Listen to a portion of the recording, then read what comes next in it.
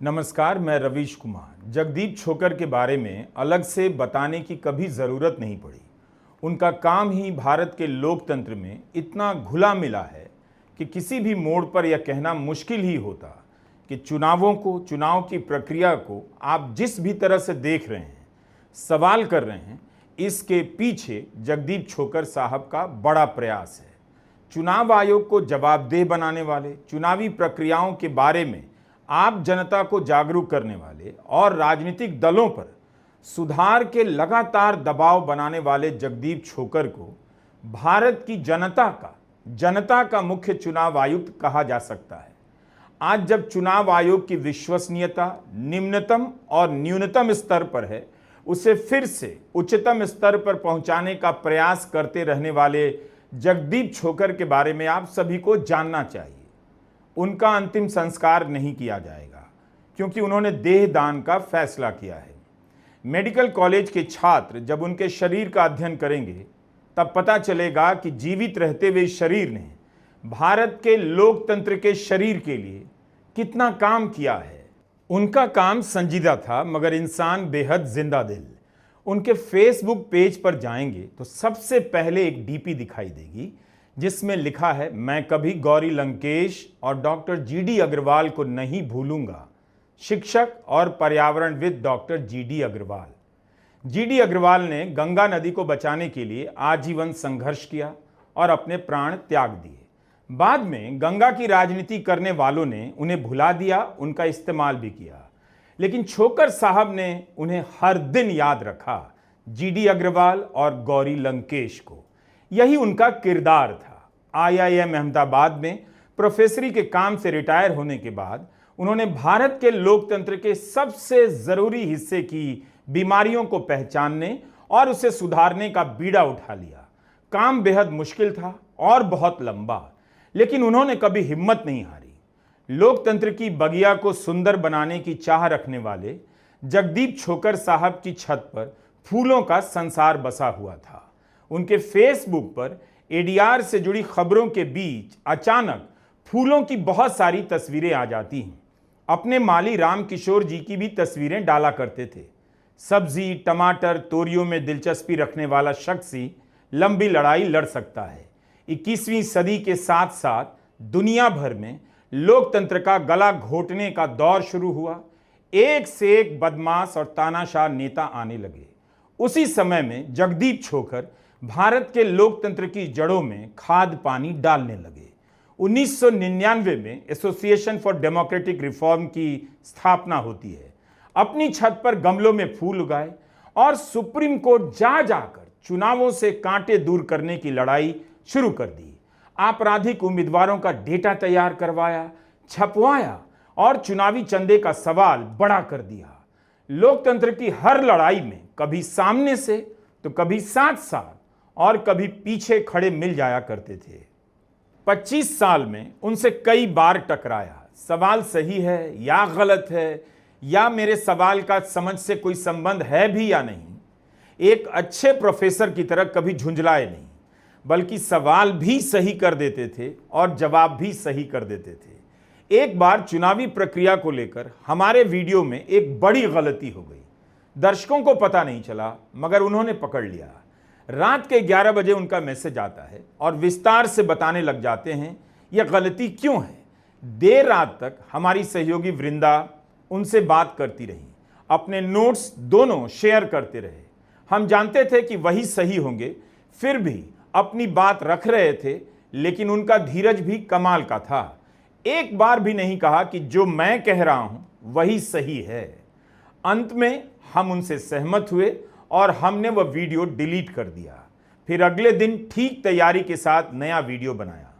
तो इस तरह एक प्रोफेसर की तरह अपने विषय को सही तरीके से जनता के बीच पहुंचाने में लगे रहे। बीमारी की हालत में भी उन्होंने आप दर्शकों के लिए अपने फोन से अपना बयान रिकॉर्ड कर भेजा था। चुनाव आयोग एक संवैधानिक संस्था है।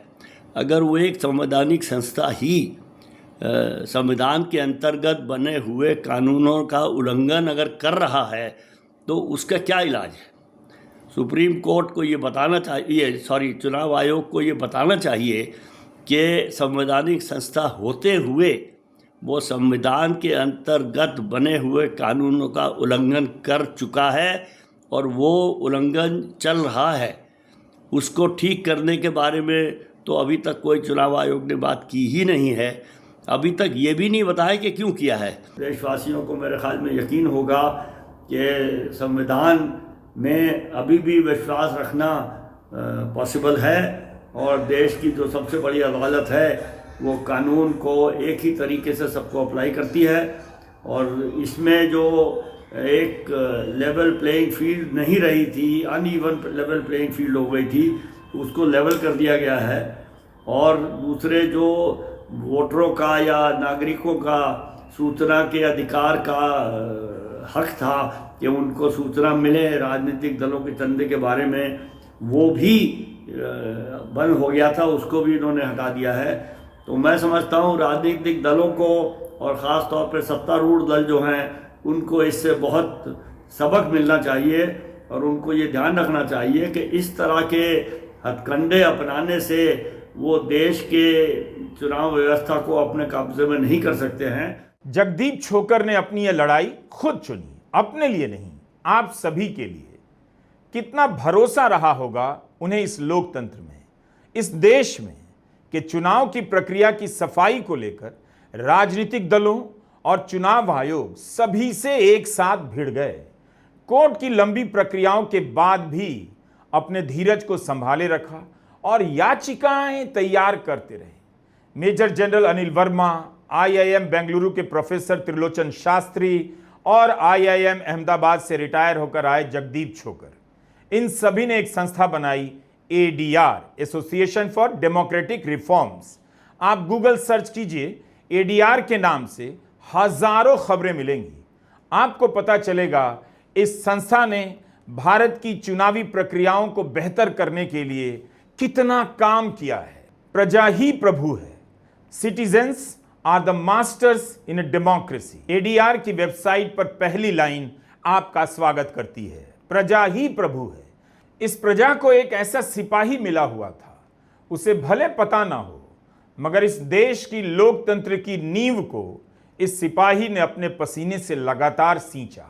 हम संविधान को सिर्फ स्वतंत्रता सेनानियों की देन मानते हैं, है भी, लेकिन वो ऐसे तमाम लोगों के कारण भी जिंदा है जो उसे लेकर सपना देखते रहते हैं, उसे लेकर छेड़छाड़ करने वालों का विरोध करते हैं और उसकी बेहतरी और बहाली के लिए लगातार लड़ते हैं, चुपचाप लड़ते जाते हैं। कोई मीडिया में कवर करे ना करे, तब भी जगदीप छोकर उन मुद्दों को उठाते रहे, बार बार लड़ते रहे, ताकि इस लोकतंत्र की गरिमा बनी रहे। 1990 के दशक की बात है। प्रोफेसर त्रिलोचन शास्त्री नेताओं के आपराधिक मामलों की खबरों से परेशान थे।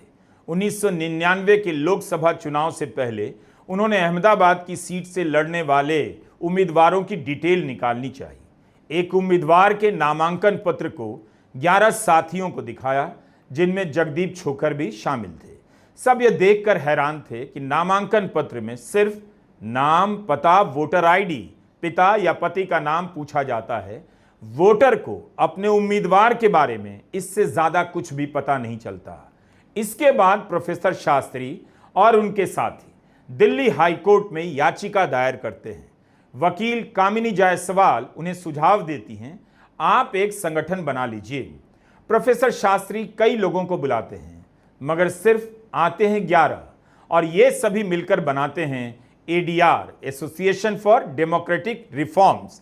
नवंबर 2000 में दिल्ली हाई कोर्ट आदेश जारी करता है कि लोकसभा और विधानसभा के हर उम्मीदवार को एक हलफनामा देना होगा, जिसमें उनकी शिक्षा, आमदनी, संपत्ति, देनदारियां और उनके खिलाफ दर्ज आपराधिक मामलों की जानकारी होगी। वर्ष था 1999, जब 11 प्रोफेसर लोगों ने, जिनमें से अधिकांश आईआईएम अहमदाबाद के प्रोफेसर थे, ये फैसला किया कि देश की लोकतांत्रिक व्यवस्था को सुधारने के लिए वो कुछ करेंगे। बनाई association for democratic reform, ADR. इसके संस्थापकों में से थे वहाँ के बिहेवियरल साइंस के प्रोफेसर जगदीप छोकर जी। शुरू में जब मैंने सुना उसके बारे में, मुझे लगा क्या प्रोफेसर लोग बदलेंगे देश के लोकतंत्र को और 2-4 कोर्ट केसेस से क्या फ़र्क पड़ जाएगा। लेकिन मैं गलत साबित हुआ। जिस शिद्दत के साथ एसोसिएशन ऑफ डेमोक्रेटिक रिफॉर्म्स ने, खासतौर पे जगदीप छोकर जी और उनके साथ जुड़े हुए कुछ साथियों ने जिस लगन और ईमानदारी से काम शुरू किया, कोर्ट में केस लेके गए और उनके केस की वजह से ये आदेश आया कि हर कैंडिडेट को अपनी क्रिमिनल एंटीसीडेंट्स, अपना पैसे का रिकॉर्ड, शिक्षा का रिकॉर्ड सार्वजनिक करना पड़ेगा। सिर्फ इतना ही नहीं, जब वो एफिडेविट आने लगे, उस एफिडेविट को जनता तक पहुंचाना रातों रात, ये काम भी एडीआर ने उठाया। और पार्टियों के अकाउंट्स को चेक करना, पार्टियों के अकाउंट्स में जो कुछ भी गड़बड़ है उसको जनता के बीच में लाना, और सारी पार्टियां उससे परेशान हुई, सब सरकारें इनसे परेशान हुई। लेकिन बिना उसकी परवाह किए इन लोगों ने जो काम किया, उसके पीछे प्रेरणा के स्रोत थे जगदीप छोकर जी, जो आज हमारे बीच नहीं रहे। इधर अपने ही इलाके के व्यक्ति थे, मेरे इलाके के बहुत नज़दीक के रहने वाले, बहुत शांत, बहुत संयत, बिल्कुल सेल्फी से फेसिंग, माने अपना चेहरा कहीं सामने आए इसकी कोई इच्छा नहीं। इसलिए इतने बड़े काम के पीछे किन लोगों का नाम था आपको पता भी नहीं होगा। कोई पब्लिसिटी की चाह नहीं, कोई अपना चेहरा सामने रखने की इच्छा नहीं, केवल ये लगन कि देश का कुछ काम हो जाए। रिटायर होने के बाद कोई और कुर्सी नहीं, कोई लाभ नहीं, अपना पैसा, अपना समय, सब कुछ इस काम में लगा के छोकर साहब ने जिस शिद्दत से इस लोकतंत्र के लिए काम किया, जब 2024 में फॉर्म 87 नहीं आया तब वो बोले, और इस बार जब बिहार में एसआईआर का आदेश आया तो उसके विरुद्ध सबसे पहले सुप्रीम कोर्ट पहुंचने वाली जो प्रिंसिपल पार्टी थी वो थी एसोसिएशन फॉर डेमोक्रेटिक रिफॉर्म्स, और उसके पीछे प्रेरणा थी जगदीप छोकर जी की। अपने पूरे जीवन को राष्ट्र निर्माण में, लोकतंत्र को बेहतर बनाने में समर्पित करने वाले ऐसे योद्धा को नमन। छोकर साहब, बहुत मिस करेंगे आपको। आपका आशीर्वाद, आपकी गाइडेंस, आपकी लगन हम सब के लिए प्रेरणा का स्रोत रहेगी। सिर्फ चुनाव का हो जाना, लोकतंत्र का दिखाई देना काफी नहीं है। असल लड़ाई वही है जिसमें हाथ पैर गंदे किए जाते हैं, अदालतों के चक्कर लगाए जाते हैं, जमीन पर एड़ियां घीसी जाती हैं और लोगों के बीच जाकर अपने मुद्दे को बार बार समझाया जाता है। जगदीप छोकर और उनके साथी वैसे ही लड़ते रहे, कभी रिटायर नहीं हुए इस काम से। इस वक्त भी बिहार में चल रहे एसआईआर के मुद्दे को लेकर सुप्रीम कोर्ट में लड़ रहे थे। कोर्ट में उनकी भी याचिका थी। नियम कानून के इतने पक्के और जानकार कि उसके आधार पर उठाए गए उनके सवालों से सरकारें भी झुंझला जाती थी। एसआईआर के दौरान जब सुप्रीम कोर्ट में बहस चल रही थी तब सरकार के वकील ने कह दिया, दिल्ली में बैठकर एडीआर डेटा की माइनिंग करना चाहता है, यानी उसका विश्लेषण करना चाहता है। यह भी कोई अपराध है? सुनवाई के दौरान एक बार जस्टिस सूर्यकांत ने कह दिया, एसआईआर में बड़ी समस्या यह है कि भरोसे की कमी है। इस पर सरकार की ओर से पेश वकील ने कहा, कोई भी राजनीतिक दल या वोटर कोर्ट के सामने नहीं आया है, दिल्ली में बैठी एडीआर आई है। यही एडीआर की तारीफ थी कि जब कोई नहीं आया, एडीआर आगे जाती है, जगदीप छोकर आगे जाते हैं। जिस बात पर कोई और अदालत नहीं गया, उस मुद्दे पर जगदीप छोकर याचिका दायर करते हैं। आज एडीआर, जगदीप छोकर और विपक्ष के तमाम नेताओं के सामूहिक प्रयास के बाद सुप्रीम कोर्ट का आदेश भी आया और चुनाव आयोग को स्वीकार करना पड़ा कि 12वें दस्तावेज के रूप में आधार कार्ड को स्वीकार किया जाएगा, क्योंकि जगदीप छोकर जैसे लोग एक एक मतदाता के अधिकार की लड़ाई लड़ रहे थे। भले ही मतदाता अपने अधिकार की लड़ाई से बेसुध रहा हो, उसे जानकारी ना हो, मगर उसके अधिकार के लिए दिल्ली में कोई लड़ने वाला सिपाही था। इसकी वजह से बिहार के करोड़ों लोगों के लिए एसआईआर जैसी प्रक्रिया का सामना करना आसान भी हुआ। उनकी नागरिकता पर लटकाई गई तलवार को कोने में फेंक दिया गया, क्योंकि जगदीप छोकर जैसा एक इंसान दिल्ली में बैठा था। इन खबरों को आपने हर चुनाव के वक्त देखा होगा। एडीआर की रिसर्च के आधार पर ही खबरें छपा करती थीं कि किस दल के उम्मीदवारों के खिलाफ कितने आपराधिक मामले चल रहे हैं। हर चुनाव में खबरें छपती रहीं, लेकिन ऐसे उम्मीदवारों की संख्या भी बढ़ती रही। 2004 के लोकसभा चुनाव से ज्यादा 2009 में आपराधिक मामलों वाले उम्मीदवार हो गए और उससे भी ज्यादा 2014 में। छोकर साहब ने एक बार बताया कि एडीआर ने ऐसे संसदीय क्षेत्रों की सूची बनाई है जहां 3 से अधिक आपराधिक मामलों वाले उम्मीदवार हैं और इस संसदीय क्षेत्र को रेड अलर्ट कॉन्स्टिट्यूएंसी का नाम दिया गया। उन्होंने बताया कि भारत में आधी से ज्यादा कॉन्स्टिट्यूएंसी रेड अलर्ट की कैटेगरी में आती है। सुप्रीम कोर्ट का आदेश है कि ऐसे मामले में जिसमें 2 साल की कैद हो, चार्ज फ्रेम किए जा चुके हों, उसी की घोषणा करनी होती है। पहले तो भरोसा नहीं हुआ, किसी का एक ट्वीट देखा कि जगदीप चोकर साहब हमारे बीच नहीं रहा। एक व्यक्ति जिसने अपनी पूरी जिंदगी, जब से मैं जान रहा हूँ विद्यार्थी जीवन से, जिसने इलेक्टोरल सिस्टम को, डेमोक्रेसी को गंदगी से बचाने के लिए, गंदगी के खिलाफ रेसिस्टेंस के लिए क्या क्या, अभी भी सुप्रीम कोर्ट में उनके पिटीशन पे बहुत गहन चर्चा हुई थी एसआईआर को लेकर के। ये सब कुछ जो आजकल हम लोग देखते हैं कि एफिडेविट देना पड़ता है, ये बताना पड़ता है, इतने, ये सब उनके नेतृत्व में एडीआर ने हासिल किया। मैं समझता हूं कि सितंबर का महीना बहुत क्रूर होता जा रहा है। अभी 4 दिन पहले शंकरशन जी को खोया, आज जगदीप जी के साथ 12 दिन पूर्व कपिल सिब्बल साहब के साथ अशोक लवासा जी और हम लोगों ने एक शो किया था और हाथ में उनको फ्रैक्चर था, लेकिन हेल एंड हार्टी, कहीं से संभावना नहीं लग रही थी कि ये छोड़ के हमें चले जाएंगे। मैं समझता हूँ हर मौत एक वॉइड देती है, खालीपन देती है, लेकिन जगदीप चोकर साहब का खालीपन दूर दूर तक मुझे नहीं दिखता है। अब कौन बात करेगा इलेक्टोरल रिफॉर्म्स की, चुनावों को साफ करने की। जब जगदीप छोकर ने देखा कि राजनीतिक दल आपराधिक उम्मीदवारों की संख्या बढ़ाते जा रहे हैं, तब उन्होंने अपनी लड़ाई का दायरा और बड़ा कर दिया और फिर चंदे का हिसाब किताब देखना शुरू कर दिया और आंतरिक लोकतंत्र पर जोर देने लगे। एक बार मैंने उनसे पूछा कि आपके हिसाब से कौन सा राजनीतिक दल परफेक्ट है। उन्होंने कहा कोई भी नहीं, और इसे देखने के 2 ही पैमाने हैं, आंतरिक लोकतंत्र और चंदे का हिसाब। यह भी कहा कि इसका संबंध केवल अध्यक्ष के चुनाव से नहीं, बल्कि विधानसभाओं के स्तर पर, ब्लॉक लेवल पर उम्मीदवारों के चयन से है। पैसे के हिसाब को लेकर काफी सजग थे।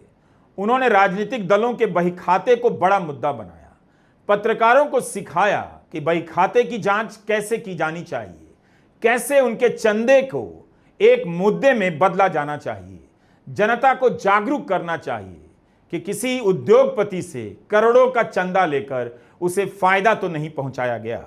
एडीआर ने एक बार सर्वे किया करीब 6,500 उम्मीदवारों को लेकर कि किस उम्मीदवार ने तय सीमा से ज्यादा खर्च किया है, तो उस सर्वे में यह निकल कर आया 3 उम्मीदवार ने सीमा से ज्यादा खर्च करने की बात कबूल की और तीनों चुनाव हार चुके थे। आधे से ज्यादा उम्मीदवारों ने बताया कि तय सीमा का 50% भी खर्च नहीं कर पाए। छोकर साहब का कहना था झूठ बोल रहे थे। अगर आधे से ज्यादा उम्मीदवार तय सीमा से खर्च बहुत कम कर रहे हैं, तब तो 80 लाख की जगह 40 लाख कर देनी चाहिए। इस समय लोकसभा में खर्चे की अधिकतम सीमा 95 लाख है। भारत के इतिहास का सबसे बड़ा चुनावी फ्रॉड देश के सामने नहीं आता अगर जगदीप छोकर और उनकी संस्था एडीआर पहल नहीं करती। इलेक्टोरल बॉन्ड के खिलाफ याचिकाकर्ताओं में एडीआर भी थी। साल लगे, लेकिन लगे रहे। अंत में सुप्रीम कोर्ट ने इलेक्टोरल बॉन्ड को असंवैधानिक करार दिया। मोदी सरकार ने चुनावी फंड को गुप्त रखने के लिए, जनता की नजरों से दूर रखने के लिए एक असंवैधानिक कानून बनाया। इतना बड़ा फ्रॉड नहीं पकड़ा जाता अगर जगदीप छोकर जैसे लोग इस काम में नहीं लगते। इलेक्शन कमीशन बनाया इसलिए गया था कि नागरिकों को मत डालने का अधिकार है, मताधिकार है। उस मताधिकार को कैसे इम्प्लीमेंट किया जाए वो फैसिलिटेट करने के लिए सुकुमार सेन ने, जो पहले सीईसी थे, उन्होंने सिंबल का इजाद इसीलिए किया था कि अनपढ़ लोग हैं, पढ़ नहीं सकते, तो सिंबल बना दो। तो वोटर्स को वोट डालना आसान करना था। अंग्रेजी में इसको कहते हैं election commission is a service organization, it is not an enforcement agency. लेकिन ओवर द ईयर जब लवासा साहब भी इलेक्शन कमिश्नर थे, मैं इनके दफ्तर में पहली बार वहीं इनसे मिला था, तो इलेक्शन कमीशन का एटीट्यूड था कि हम लोगों की कैसे मदद कर सकते हैं कि वो अपना वोट डाल सके, सही से डाल सके, बिना किसी दबाव के डाल सके। Inclusive exercise. बिल्कुल। और हमारे बहुत झगड़े हुए इलेक्शन कमीशन से, क्योंकि हम भी यही कर रहे थे। हम उस वक्त कह रहे थे क्रिमिनल्स को बाहर निकालो, वो तो खैर अभी भी कह रहे हैं, लेकिन वो बढ़ते जा रहे हैं, वो दूसरी बात है। तो इलेक्शन कमीशन का एटीट्यूड कुछ बदल गया है। उनका जो मानसिक सोचने का तरीका है वो ये हो गया कि हम इन्फोर्समेंट एजेंसी हैं और हमें इलेक्शन के बारे में सब पता है, किसी और को कुछ पता नहीं है। और मैं एक कदम आगे जाऊंगा, माफ कीजिए लंबा हो गया, कि उन्हें पता है और पॉलिटिकल पार्टियों को पता है, नागरिक तो कुछ है ही नहीं।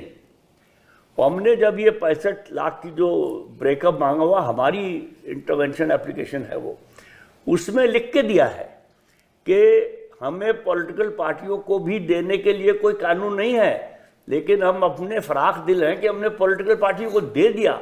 आप कौन होते हैं?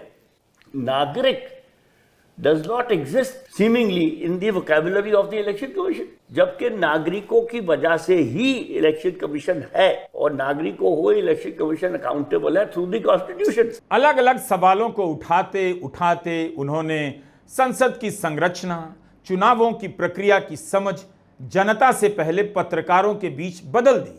कितने सांसदों के खिलाफ आपराधिक मामले दर्ज हैं, किसके पास कितनी संपत्ति है, महिला सांसदों और विधायकों की प्रोफाइल क्या है, देश के कितने विधायकों और सांसदों के खिलाफ हेट स्पीच के मामले हैं, नोटा के वोटों का विश्लेषण, यह सब आपको एडीआर की वेबसाइट पर मिल जाएगा।